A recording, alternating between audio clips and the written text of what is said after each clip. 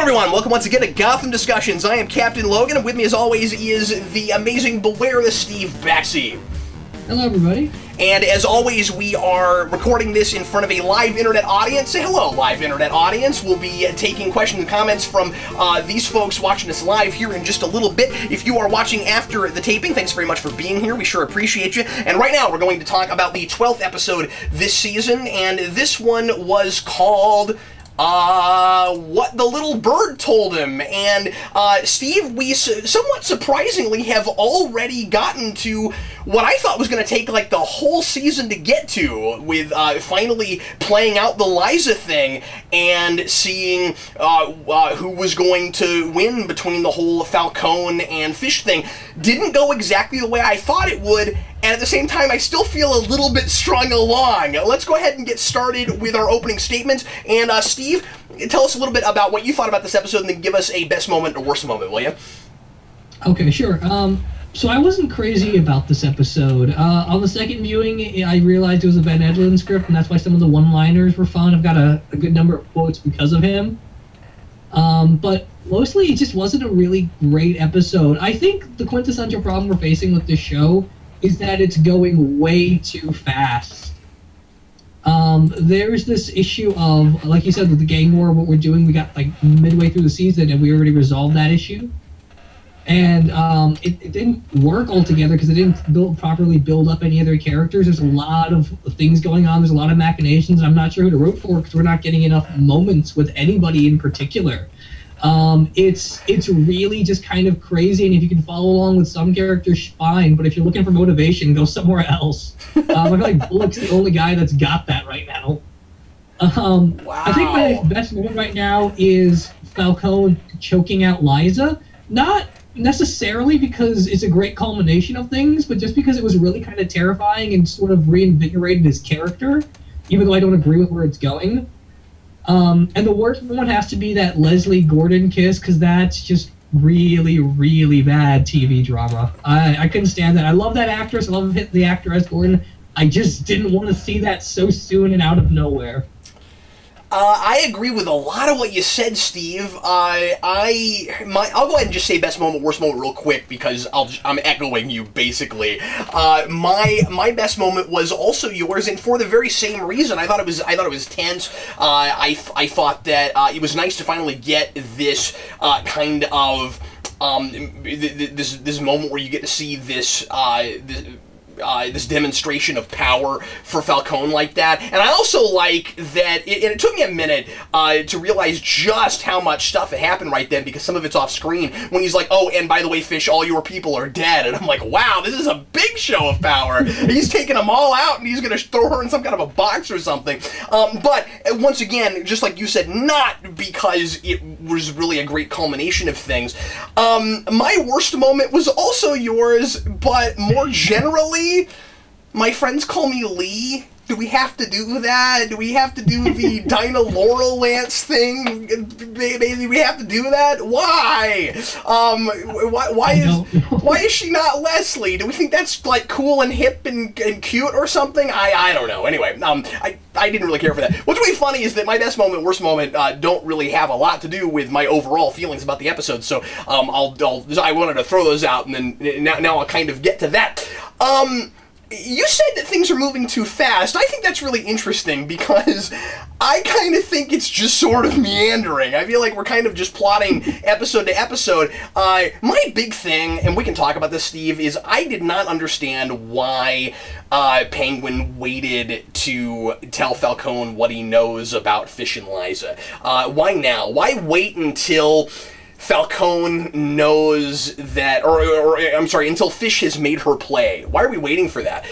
Does he somehow or rather know exactly what Fish is going to offer Falcone, and that like it's going to be somehow a much worse blow for him once he finds that out. I felt like everything would have played out pretty much exactly the same way if this had happened like several episodes ago. So when you say that things are moving too fast, I don't know that I agree with that. I kind of feel like a lot of this could have happened a lot earlier.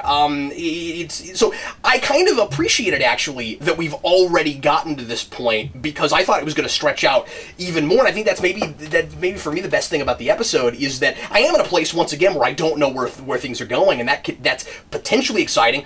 Or it's potentially just going to be a lot more meandering and rambly. I don't know. I'm a little bit worried about that. I don't like that Gordon is already out of Arkham this early. I was really excited that he didn't get out of Arkham at the end of last episode, and I thought that the whole thing with the electrocutioner was way too easy. I couldn't get excited about that. I would have, and I'm going to sound hypocritical when I say this, they're taking too long on certain things, and maybe they're doing other things a little bit too quickly. Like the electrocutioner thing, I don't know. I would have let him maybe be a big bad for a couple more episodes or something, or at least made it a lot harder. Or if he had to be taken out this episode, not make it, Gordon gets to go back to the precinct right away. I thought what I kind of thought maybe would have been neat would have been if they hadn't managed it in the 24 hours that they got, and then they actually did both get sent to Arkham, and now Bullock's also there. That would have been a nice subversion, that you wouldn't expect. I don't know. I still am in a place where I just don't know. I don't know how to feel about things. Like you said, I don't really have anybody to latch onto right now. It's very plotty and it's very plot driven. And right now, it's kind of just. I guess the character that I'm supposed to be interested in is Gotham. That's it. The show's called Gotham. The character that I'm supposed to be really interested in and seeing, and it's all an internal conflict, Steve. And I don't know. That's the best I can come up with right now. I think Gordon is a little bit all over the place. Weirdly, my worst moment was not Barbara this time, just because I didn't know what to make of that scene. That's kind of put a pin in that, and we'll see where it goes later. It was super awkward and bizarre, and the best I can come up with is, like, her parents seem really snooty and like really kind of obnoxiously holier than thou and like better than everyone and all of that, or maybe they just feel the same way I do about Barbara. So, I mean, I wouldn't blame her if they don't like their daughter. So Steve, she's a really annoying character. Steve, let's go ahead and go on to quotes. Did you have a favorite quote this week? I actually have a good number of them. I thought a lot of the dialogue was funny. Near the end, when Gordon gets his badge back, and he says he's been too careful so far, and then Bullock repeats 3 times, "You think you've been careful so far?" Before that, when Leslie's talking to Gordon about the doll and the fact that they would trade candy and sweets for, like, casting curses, and Bullock is, "I curse you all the time, you never give me candy." And then another Bullock line was when he talks to Gordon, he says, "You're like a human roller coaster, except you only go down." And then Nigma says, "Wouldn't that only make him an elevator?" See, I wrote that down, and then I decided I wasn't sure if I liked it because elevators also go up. I don't understand that. Yeah, it's a strange line. He probably should have said, like, a down escalator or something. But I mean, roller coasters go up and down, and so do elevators, and so do escalators, and I mean, all that stuff goes both up and down. I didn't really understand that. I mean, Nigma is supposed to be like this super genius who comes up with these amazing riddles, and that's like, that's sort of like, I've got this towering intellect, and I think about things on a way cooler level than you guys, and I don't know, man. For this being an Edlund script, I tell you what, if I hadn't read it in the credits, and I didn't the first time, I also watched this one twice, and Steve mentioned to me that it was an Edlund script. I couldn't have told you that. I was actually not real impressed with the dialogue this episode, which is sad because I love Ben Edlund. I don't think it was terrible or anything, but I'm kind of glad that I didn't notice it was Edlund in the first place, because that might have skewed my feelings about it, because I love Edlund, but I was not impressed with the script overall. Yeah, I mean, it's no Spirit of the Goats. No, it's no Holy Ghost on a bicycle. There's nothing like that. There's no That's So Bullock line in this one. But then again, The Spirit of the Goat was a Bullock-centered episode, so... Yeah, that's true. He had a lot to do. Speaking of Enigma that you said earlier, what did you think of his cupcake line, or the cupcake riddle? Well, before we get to that, let's real quick go ahead and do comic references and trivia just to stay on track. Were there any comic references that you wanted to throw out besides the whole obvious electrocutioner thing? Well, besides the electrocutioner, there's Commissioner Lowe, who shows up for the first time. That's right. We get a taxi that says Gotham Central. Oh, I didn't see that. That's cool. And at the end, Penguin gets to take over Fish Mooney's establishment, so it's Penguin's first club. Oh, I see what you did there. That's pretty cool, Steve. I didn't think of that. Yeah. And that's maybe actually the thing that I'm most excited about, is that Penguin's got a foothold someplace now. Now, are we to assume that he's definitely going to take over there? I mean, I guess he would have to, because otherwise... Well, we'll get to this. I was going to say you would expect some kind of a war between him and Maroney right away, but then Maroney doesn't suspect him the way he should, or maybe he does and they're not going to show it to us yet, but he let him go way too easily, and I expected him to send guys following him or something, and... Yeah, and I mean, like 5 episodes ago, I would have put a pin in that and said, no, Maroney knows something and we can play it out later. Now I'm not sure Maroney's just dumb and he doesn't know. I don't trust it. With Falcone several times. That's the same problem with Falcone, exactly. I mean, they played it up like he knew something about the whole Liza and Fish situation, and he had the whole thing with the chickens, and he was doing all this symbolic stuff, and I don't think that, I guess I'll say this real fast, I don't think that meshes at all with... I'm kind of a lame duck, and I'm played out, and I'm old, and I'm tired, and I don't know why I'm working so hard. Those two things don't go together for me, man. He seemed really calculated earlier this season.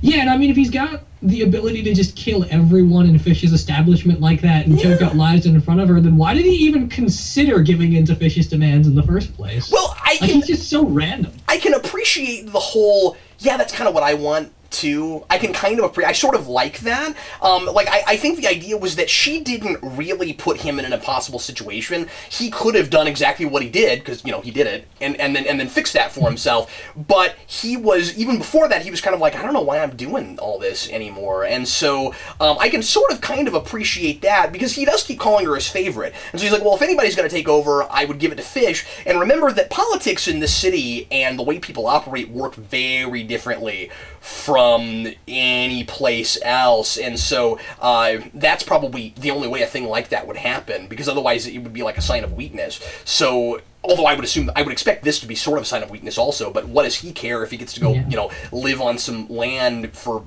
It's awkward. I mean, there's no other way to put it. Yeah, I guess you're right there. Because Falcone and Penguin and the whole Liza thing just doesn't make a whole lot of sense to begin with. So no matter what you do, even if it's good, it feels awkward, like you said. We had like a long Facebook conversation about like all the intricacies of what Penguin ought to have done, rather than what he did in this episode. Yeah, well, hey, we've only got a few minutes left already, so why don't we go ahead and go to trivia questions real quick, and then we'll answer some questions and comments from our viewers. What is your trivia question, Steve? All right, so my trivia question is, in what other television series has the Electrocutioner appeared? Ooh, I think I know the answer to that. Well, I guess we'll see. I guess we'll see a little bit later. Yeah, my question is, and this is part of the reason that I stopped you on the whole cupcake thing. My question is, what is sticking out of the cupcake that Nigma gives to Kringle? He says that it's a riddle. I didn't think it was a particularly good riddle, but, you know, whatever. But anyway, there's something sticking out of that cupcake that she says makes it unedible. As always, or as often, it seems like I go to either food, Steve, or music. But there's another food trivia question for you. We will reveal our trivia question, or the answers to our trivia questions for you here in just a few minutes. And now let's go ahead and go on to the audience. Steve, why don't you bring up maybe another issue for a second here while I take a look at the chat box. Okay.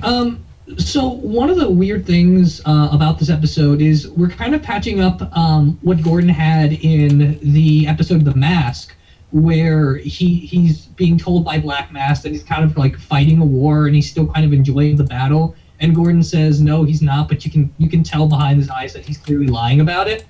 And then we have that brought up again here with the Electrocutioner near the end.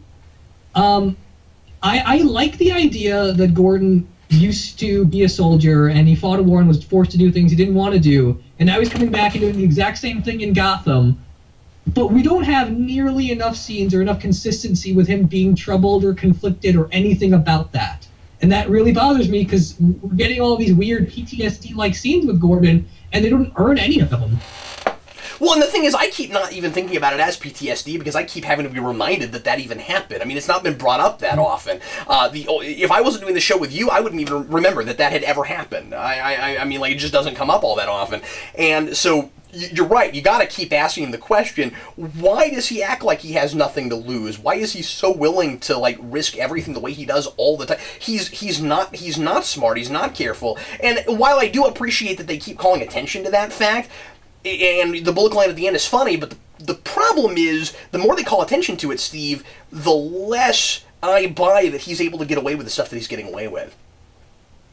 No, yeah, I agree on that. When we get to the end, he tells Commissioner Logan in his ear that he's going to make whoever tries to take his badge away eat it. I'm not sure how that makes any sense, considering every time he gets manhandled by someone above him, he can't do anything about it, or the situation doesn't work out in his favor. So all of his threats are kind of empty. And he doesn't feel like a loose cannon either. This is amusing. Karami Head says, Falcone is so dumb you can't tell they're all mispronouncing his name. Well, that explains that. AMC Comics, I really appreciate the fact that they revealed that Electrocutioner's alias Gruber was just false identity, and that he had his real comic book name. I was kind of expecting that after we found out that he was the Electrocutioner, but yeah, I'm glad that we already got that. Well, he's not the comic book Electrocutioner exactly. Is he still not? Jack Baczynski, and there's a comic one that's called Lester, but he also had a brother. Oh. That was unnamed. Okay, interesting. DC Marvel Fan Guy says this is before Riddler Cap, and I'm assuming he is responding to what I said about Riddler not seeming to be as smart to me as they're playing him up to be. I can see why you're saying that, but I feel like the show is playing him like he's a super genius. And they're having him say really inconsistent riddles with him, like earlier in the season. Yeah, I don't think that. What I'm saying is, I think that's giving the show too much credit. I don't think that they that they're doing that on purpose. Yeah, that's all I'm saying. Johnny Torch, Barbara was all right this week. She did nothing outrageous for a change. Well, she didn't get a lot of time to, and she was in front of her parents, and so she had to be a little bit more reserved. And I mean, you know, I still don't like her or anything. It's it's not like she did anything redeemable. It was just she's going to her parents because she has no place else to go, and she's like kind of curled up in a ball, like, no, everything's great. Yeah. Well, it's the one time in the entire series where her scene was not our worst moment, so that's progress. I don't know that it's progress, though. That scene, I don't know why it was in this episode, necessarily. I mean, I get long-form storytelling. Sometimes you will put in a scene in a thing like this to kind of remind us what's going on with another character and push it forward a little bit, but not like a ton. But I'm going to have to see more episodes before I will buy that this couldn't have easily just been a scene that you put in the next episode, unless we want a lot of time to pass. Because there's that, you know what I mean? Like it is... Again, it is an ongoing story. It's not just individual stories. So maybe you had to have it here because we want her to have been there for a while. But then why not put her there at the end of the last episode or something? I don't know. I'm just saying it was kind of random. It wasn't as random as the Catwoman is slinging around on a roof thing. But it wasn't. But he certainly could have saved it, especially because Bruce and Alfred haven't been in an episode in a couple weeks now. And I wanted to mention that does feel kind of weird, and it sort of compounds that issue of who's the show about. I think it is supposed to be an ensemble cast with a whole bunch of different protagonists, but which ones are the more protagonists and which ones are antagonists? Sometimes I can't tell. Is that on purpose? I don't know. I don't know that it is, and that's the problem. That can be okay. It just depends. I don't know. I mean, like I always said, you can make anything work. You just got to make it work. And so this is me asking a lot of questions right now. It's a lot of this isn't even judgment calls yet. I'm just like, yeah, some of this confusion wouldn't be so bad if we knew where some people were standing, or what their ground was, or like what their motives are. Yeah, precisely. I think I'm hearing myself echo, which is weird. Oh, well, that's no good. Yeah, I keep echoing myself. It's really weird. I'm not hearing it on this end, and unfortunately I can't put headphones on because of the way we shoot this show. Weird. Let me try something. Let's see. Oh, this is interesting. Bamboo. Yeah, is no one living in the clock tower apartment now? What's up with that? Good call. Is Gordon technically not even living there anymore? Well, he was there last episode after work. I mean, I thought he was just spending a lot of time at the precinct, but yeah, I'm not sure.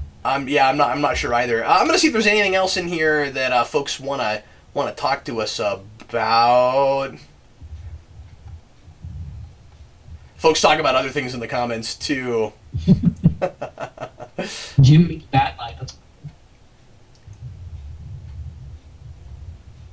AAA1E2R3. Essentially, they are assuming that they're saying the entire precinct was encapsulated by a layer of metal. Oh, yeah, that's a good question. Yeah, that was a little bit strange when he electrocutes the whole building, and he's like, oh, darn, they were just stunned. We didn't kill anyone. That seemed a little convenient to me. I don't think the show understands how electricity works. Is that the thing? Regardless of the shoes, the moment Gordon picked up his gun, he should have been shot to death.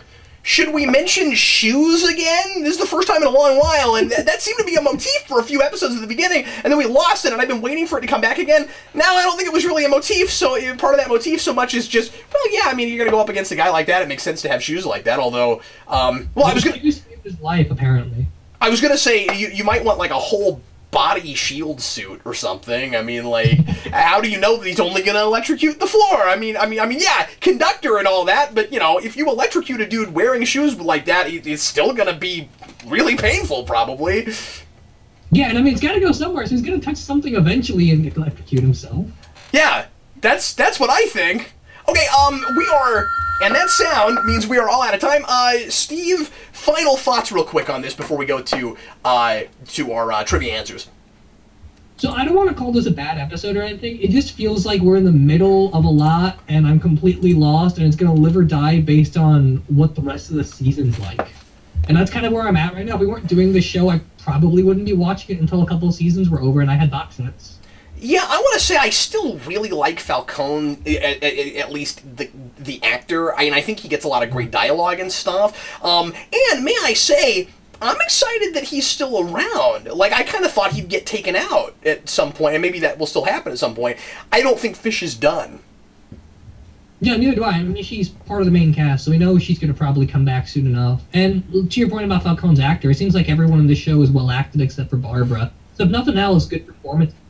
Yeah, I mean, we were a little bit disappointed early on because we didn't think we'd get to see a lot from him, and he's here a lot. And there are places where almost in a twisted way I kind of feel for him, and I like that a lot. Yeah, I mean, the stuff with his mother could have been potentially fascinating, or it could still be fascinating. I don't think we've gotten enough about it, really. Yeah. Was the flashback at the beginning necessary? Was that just him and his mother watching the funeral of his father? Is that what we're supposed to get from that? I think so. Maybe like a Godfather thing. I thought the transition from him as a kid to him as the current age was actually pretty effective. Oh, yeah. I think we would need more of it. It was effective. I'm just not sure why we had that particular flashback right there. I feel like there's a lot of arbitrary choices in this show. Yeah. Again, there's an episode next week, and it's like Arrow style. Half the episode is Falcone as a kid running around Godfather style. That it could potentially work. That could be really interesting, yeah. Well, anyway... There's a lot of cues from those films. Yeah, yes, naturally. Well, let's go ahead and go on to our trivia questions. I'm sorry, to the answers for our trivia questions, and we'll reveal what those are. Steve, what was the answer to yours? Was it Smallville, or was it something else? It wasn't Smallville. It was actually Justice League Unlimited in the episode Cat and the Canary. Okay, I thought you were talking about live-action shows. I knew it was there, too, but... Oh, yeah, well, it's just any show in general. I probably should have said that. No, that's totally cool. I just didn't... I guess I didn't hear that part. Anyway, but I guess I gotta look that up. I thought maybe he was in Smallville, but I just, they did like everybody there. Oh, okay. Well, I don't think he was in Smallville, but if he was, I didn't see the episode with him. Okay. The answer to my question, with the thing sticking out of the cupcake, it's a live bullet. Specifically a live bullet. Well, That's an unedible cupcake. That it is. It's an unedible cupcake. You shoot cupcakes and people can't eat them anymore. Well, everybody, thanks as always for watching. We sure appreciate it. Live, folks, we'll be continuing on with the rest of our show. And if you are watching this after the fact, thanks a bunch for being with us. We sure appreciate it. If there's anything you'd like us to talk about for the next episode of Gotham after you've seen it, and you have any questions, comments, anything you want to add to the discussion, you can't be at the live show, all you got to do is go to Geekvolution.com and click on the contact page and send me questions and comments there. And in the meantime, we'll see you again next week. I am Captain Logan. I'm Steve Baxi.